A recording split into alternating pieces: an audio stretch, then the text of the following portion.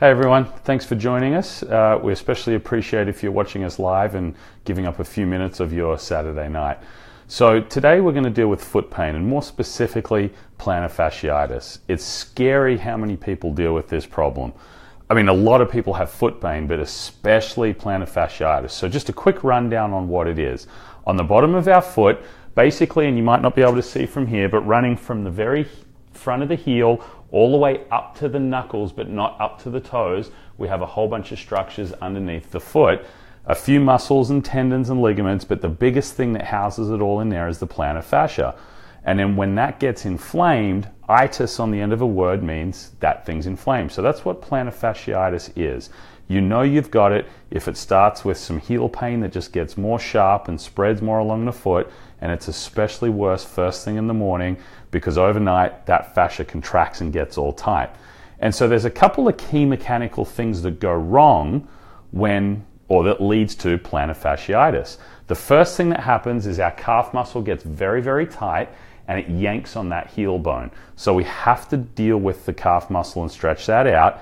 The other thing that's really going to help that I'm going to show you tonight is how to massage that plantar fascia out and help that. So there's three ways we can really stretch the calf muscle, and if you're suffering from this, you need to do all of these stretches multiple times a day, every day consistently for a number of weeks. So to stretch the calf muscle, first we can do what we call the push the wall over stretch.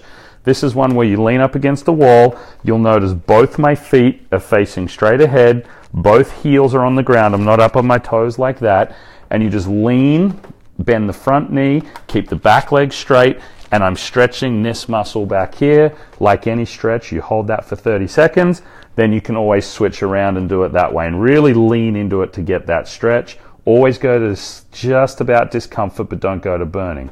Another great way to stretch the calf muscle is to stand on a stair or anything similar, and either with both feet or one foot, you can let your heels sink to the ground. You want to make sure there's a railing or something to hold on to. You can do it with one foot as well. Same thing, you should feel the stretch right here, and it should take about 30 seconds of a good stretch, and do it a few times in a set. Another way to stretch it, which will also stretch the fascia at the same time, and so you can do all of these stretches. You're not going to overstretch these muscles, okay?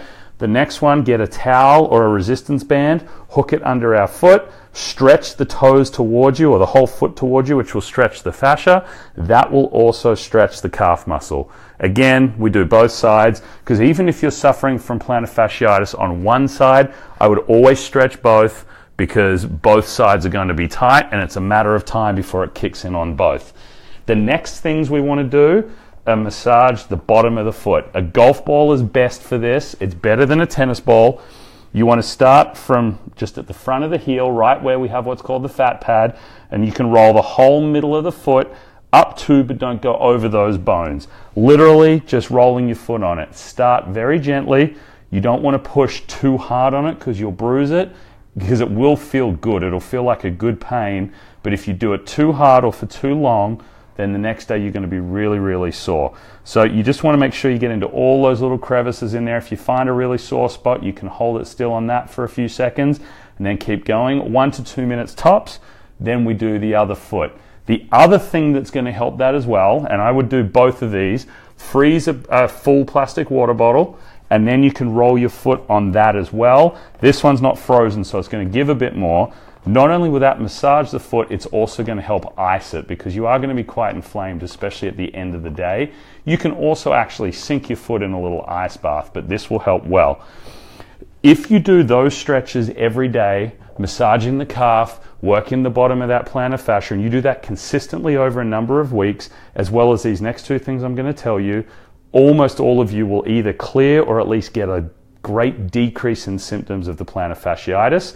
So the other things you want to do, if you're exercising at all, it's probably time for new shoes, because shoes are crucial for it. If it's really bad, you can even buy little gel cups for the heels. Put those in so that it's nice and soft when you compress down on it. The other key factor is go and find a good chiropractor who deals with these sort of things. If you have any kind of alignment issue in your hips and pelvis, it completely changes your weight bearing and puts a lot of stress on all those lower joints, but especially the feet. And also what we'll do is adjust the feet joints. A lot of people don't realize we adjust things other than the spine. I guarantee you, if you have plantar fasciitis, multiple joints in your foot are going to be extremely locked up, extremely stiff, and it's going to respond really well to getting adjusted. And we've got a number of patients who could attest to that. So that's all we have for today. If you found any value, always give us a thumbs up, just so that we know you're getting something from it. If you have any questions, please put them in at the bottom, either questions relating to tonight's video or anything you want us to cover. And as always, please share it with anyone who would find this valuable, because this foot pain issue is a big deal and we don't want to just medicate and deal with it that way. We'll see you next time.